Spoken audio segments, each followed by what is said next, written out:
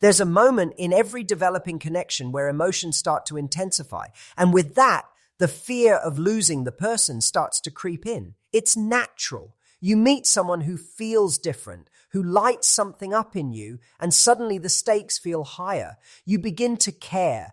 But one of the most disempowering things you can do, especially early on, is to hand that fear over and say it out loud. I'm scared of losing you. Because what feels like honesty in that moment often registers as emotional dependency. And that changes everything. When you tell a man that you're afraid he'll leave or that you don't feel good enough to keep him, what you're doing without realizing it is transferring your emotional center to him. You're making him the source of your self-worth. And even if he's a good man with kind intentions, that imbalance shifts the dynamic. It doesn't deepen the bond. It creates pressure.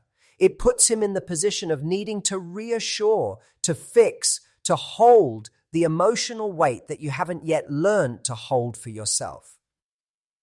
Now, that doesn't mean you can't feel those fears. Of course you can. You're human. But not every fear deserves a voice in the relationship. Some fears are meant to be understood, processed, and grounded internally before they're ever shared. Because once you give voice to certain insecurities, they don't just inform him of how you feel. They subtly tell him what you believe about yourself. And belief shapes behavior. A woman who says, I'm afraid you'll leave me, is also saying, I don't fully trust my own value. That's a powerful message, and not in the way you intend. It doesn't draw a man closer. It makes him question why you are unsure of what you bring to the table. The most magnetic women aren't the ones who never feel insecure. They're the ones who feel it and choose to root themselves in truth instead of fear. Lens in this case is not repression, it's protection. It's choosing to move with emotional discipline instead of desperation. It's the difference between saying, I'm afraid you'll leave, and showing up as someone who knows that even if he did, she would still be whole. So if you feel the urge to say it, to confess your fear of loss in the name of honesty, pause. Ask yourself, am I seeking connection, or am I asking to be rescued from my own fear? Because the power isn't in saying everything you feel. It's in knowing when to hold it, process it, and rise above it, silently, gracefully, and with your self-worth intact. One of the most common mistakes women make when building a connection with a man is believing that full transparency about their romantic past equals deeper intimacy. There's this idea that if you lay everything out, the heartbreaks, the betrayals, the ex who cheated, the guy who ghosted, it somehow fast-tracks emotional closeness. But what it actually does, more often than not, is complicate the present with stories that belong to the past. Let's be honest, you've been through things. We all have. But just because someone is stepping into your life now doesn't mean they need the entire history of how you got here. The right man isn't evaluating you based on your past. He's trying to experience who you are right now. And when you give him too much detail about past relationships too soon, you unintentionally give him a script. You hand him a measuring stick, often shaped by pain and fear. And that can create pressure, assumptions, or even unspoken competition. It's not about hiding anything. It's about discernment. There's a huge difference between being emotionally honest and being emotionally unfiltered. You can be authentic without being exhaustive. You can say, I've been through situations that taught me a lot about myself without giving a full play-by-play of every wrong turn and red flag. The truth is, the more time you spend explaining your past, the less time he spends getting to know your present. And that's the part that matters. Even worse, when you overexpose the pain of past relationships, you may unknowingly plant doubts in his mind, not just about your exes, but about whether you've truly healed. Emotional self-awareness is attractive. Emotional baggage, when dumped without context, can feel like a warning sign, especially early on when trust hasn't yet been built. It can shift the emotional dynamic in subtle but powerful ways. And there's something sacred about having parts of your story that you reveal over time, not out of secrecy, but out of self-respect. When you pace your vulnerability, you give a man the gift of discovering you gradually. not all at once. That mystery isn't manipulation, it's maturity. It shows you understand that emotional intimacy is earned, not downloaded like a file. So the next time you feel tempted to overshare your love history, pause. Ask yourself, am I telling this to connect or to be validated? Because when you know your worth, you no longer feel the need to explain your past. You simply invite someone to experience your present. One of the more subtle dynamics that plays out in early relationships is how women, often without realizing it, test men emotionally. Not as a form of manipulation, but as a form of protection. You might hold back a reply to see how eager he is. You might distance yourself slightly to see if he closes the gap. These tests are rarely calculated. They're more like emotional reflexes. You're trying to gauge if he's real, if he's safe, if he's truly invested. And in many ways, that's understandable. But here's the key. Those tests only work when they're unspoken. The moment you reveal that you're doing it, the magic disappears. Because what creates genuine connection is authenticity. If a man finds out he's being tested, he stops showing up as himself and starts responding based on how he thinks you want him to act. You move from connection to performance, from discovery to defense. And once someone is in that mode, it's no longer an honest relationship. It's a filtered experience, carefully curated on both sides. The irony is, the very thing you're trying to uncover, his truth, gets buried under a mask. Now, does that mean you should never test a man? Not necessarily, but it means your wisdom is most powerful when it's silent. You don't need to say, I was testing you, or I pulled back just to see how you'd react. That strips away the value of what you learned. The real strength is in watching, listening, feeling, and trusting your observations. You're not just looking at what he does, you're paying attention to why he does it. That level of awareness doesn't need to be declared. It's a quiet intelligence that keeps your standards intact without turning love into a strategy game. When you tell a man that you're emotionally testing him, what you're really saying is, I don't trust yet. And while it's okay to be cautious, trust should be built through experience, not through confession. Let him reveal who he is through how he behaves, not how he reacts to knowing you're measuring him. So the next time you catch yourself wanting to say, I just did that to see what you'd do, stop. Hold that insight for yourself. Because power doesn't always come from what you reveal. Sometimes it comes from what you observe in silence and what you choose not to say. There's a fine line between showing a man that you're independent and constantly reminding him that you don't need him. And sometimes, in an effort to protect yourself or appear strong, you might find yourself crossing that line. You talk about how easily you can walk away. You remind him that you've survived worse. You emphasize that you're unbothered. At first glance, it may seem like confidence, but over time, it starts to feel more like a warning, not just to him, but to yourself.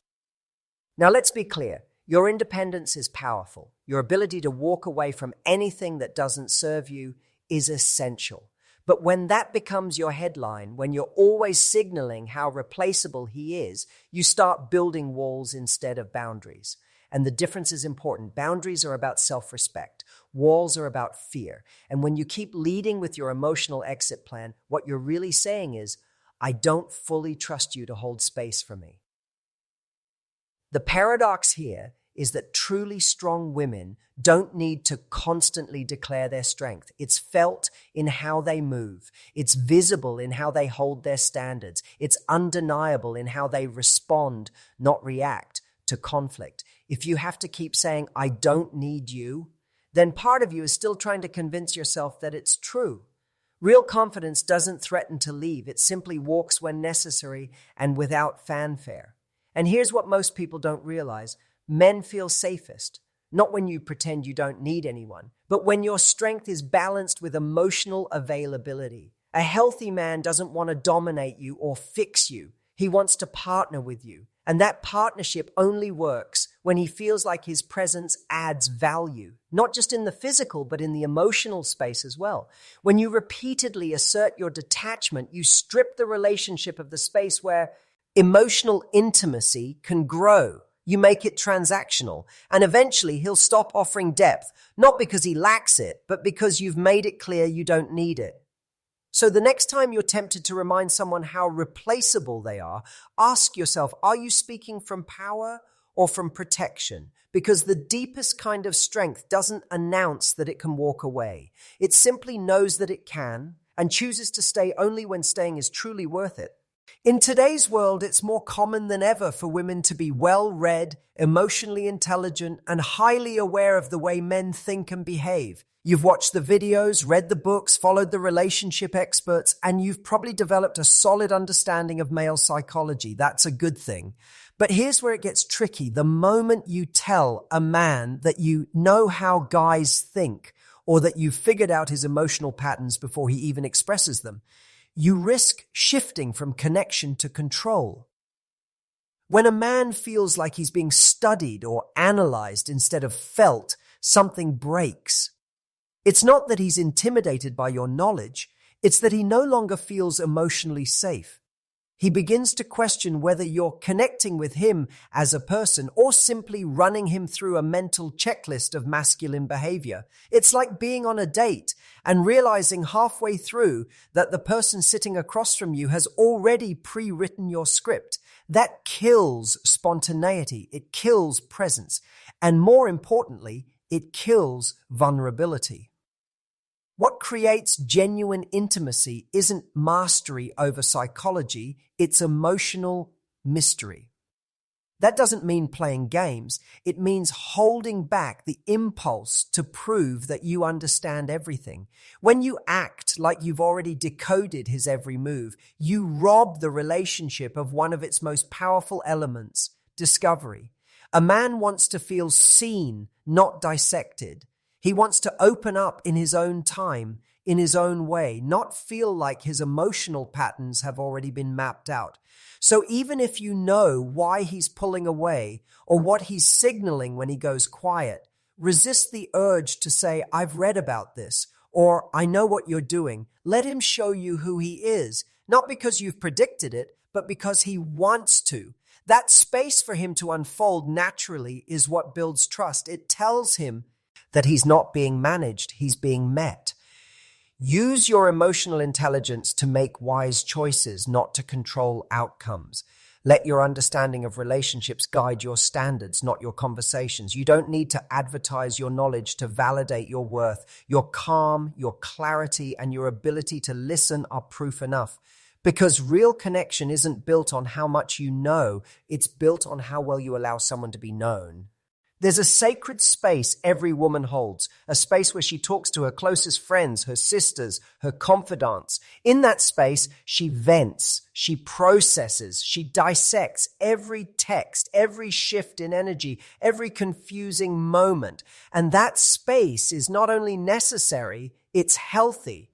But one mistake that can quietly damage the emotional fabric of a relationship is when a woman brings the contents of that private circle directly into conversations with the man she's dating, especially when it comes in the form of, well, my friend thinks you're being distant, or we were talking about you last night.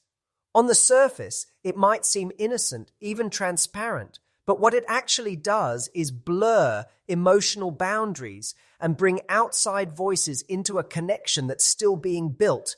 The moment a man feels like he's being discussed, interpreted, or critiqued behind the scenes, he loses his sense of emotional safety. He starts to wonder whether he's in a relationship with you or with a committee. It can feel less like intimacy and more like surveillance.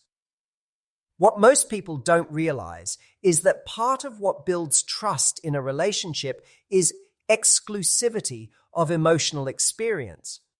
He wants to know that what's happening between the two of you is sacred, not being filtered through other people's opinions. That doesn't mean you can't have support, but there's a difference between getting guidance and outsourcing your intuition, between sharing your feelings and handing someone else the steering wheel. When you reveal everything you've said about him to your friends or repeat your inner circle's commentary back to him, it subtly shifts the power dynamic. It can make him feel exposed, judged, or even betrayed, especially if he hasn't been given a chance to speak for himself. Some things are better kept sacred, not because you're hiding anything, but because you're protecting the I. Intimacy that's still forming. You are allowed to have a private emotional life. In fact, you should. It's not secrecy, it's sovereignty. You can share when something truly matters, when it needs clarity or honesty.